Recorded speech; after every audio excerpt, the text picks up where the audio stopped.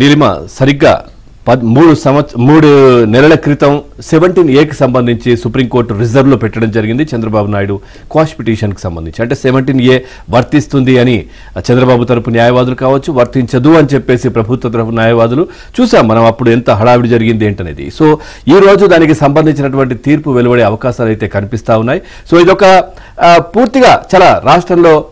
దేశంలో కూడా ఈ కేసుకు సంబంధించి చాలా ఉత్కంఠగా చూస్తున్న పరిస్థితి కనిపిస్తుంది ఇది గనుక చంద్రబాబు నాయుడుకు పాజిటివ్ గా వచ్చినట్లయితే గనుక ఇది దేశంలోనే సంచలనం సృష్టిస్తోంది సో చూద్దాం న్యాయ చరిత్రలో అత్యంత కీలకమైన తీర్పు నేడు రాబోతోంది తెలుగుదేశం అధినేత చంద్రబాబు నాయుడు స్కిల్ కేసులో వేసిన క్వాష్ పిటిషన్ పై అక్టోబర్ 17న సుప్రీంకోర్టు ధర్మాసనం తీర్పును రిజర్వ్ చేసింది సరిగ్గా 3 నెలల తరువాత ఇవాళ చంద్రబాబు క్వాష్ పిటిషన్ పై తీర్పు ఇవ్వనుంది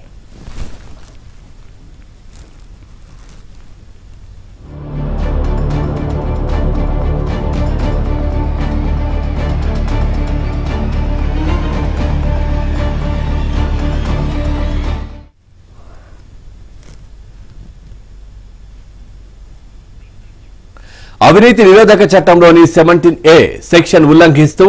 రాష్ట్ర ప్రభుత్వం తనపై కేసు నమోదు చేయడమే కాకుండా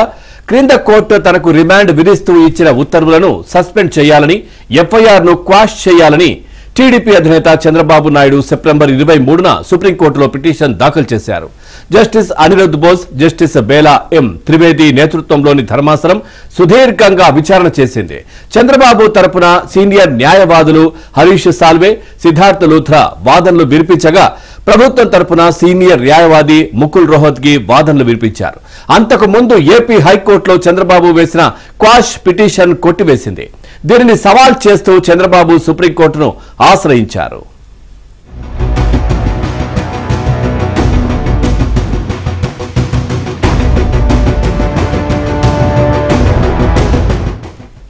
క్వాష్ పిటిషన్ లో చంద్రబాబు తరపు న్యాయవాదులు చేసిన వాదనలు దేశవ్యాప్తంగా అందరి దృష్టిని ఆకర్షించాయి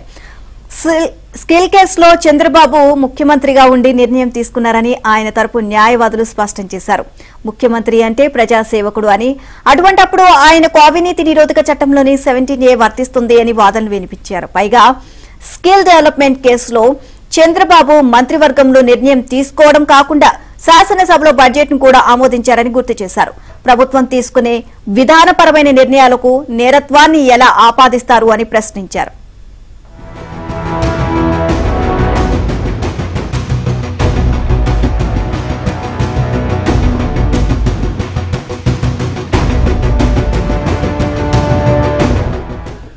స్కిల్ కేసులో ప్రభుత్వం నుంచి నిధులు విడుదల చేయాలని ఆదేశాలు ఇచ్చారని డిజైన్ టెక్ అనే సంస్థ విడుదల చేసిన నిధులకు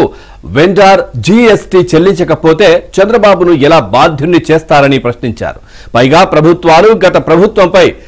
రెజిమ్ రివెంజ్ తీర్చుకునేందుకు ప్రయత్నించింది అని కూడా హరీష్ సాల్వే వాదనలు వినిపించారు ఇటువంటి ప్రయత్నాలను అడ్డుకునేందుకే కేంద్రం అవినీతి నిరోధక చట్టంలోని సెక్షన్ 17కు సవరణలు తీసుకువచ్చారని గుర్తు చేశారు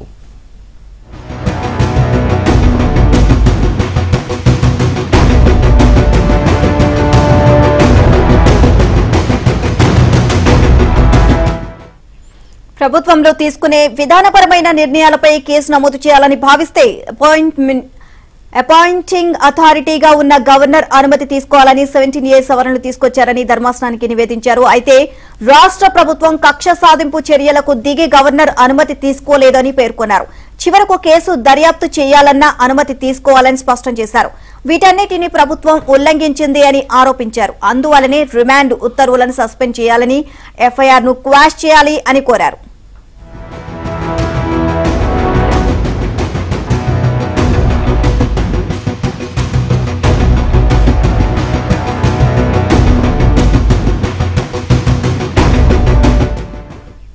మరోవైపు ప్రభుత్వం తరపున ముకుల్ రోహత్గి వాదనలు వినిపిస్తూ అవినీతి నిరోధక చట్టంలోని 17A కేవలం అధికారులకు మాత్రమే వర్తిస్తుందని వివరించారు 100 కోట్ల నిధులు దుర్వినియోగం అయినప్పుడు నిబంధనలు ఎలా అడ్డు వస్తాయని ప్రశ్నించారు పీసీ యాక్ట్లోని సవరణలు రాకపూర్వమే స్కిల్ కేసులో విచారణ జరపాలని అప్పటి ప్రభుత్వం ఆదేశించిందని అటువంటప్పుడు 17A వర్తించదని వాదనలు వినిపించారు ఇరు వర్గాలు వాదనలు విన్న ధర్మాసనం లిఖిత పూర్వక వాదనలు సమర్పించాలని ఆదేశించింది. ఇక లిఖిత పూర్వక వాదనలు సమర్పించిన అనంతరం గత ఏడాది అక్టోబర్ 17న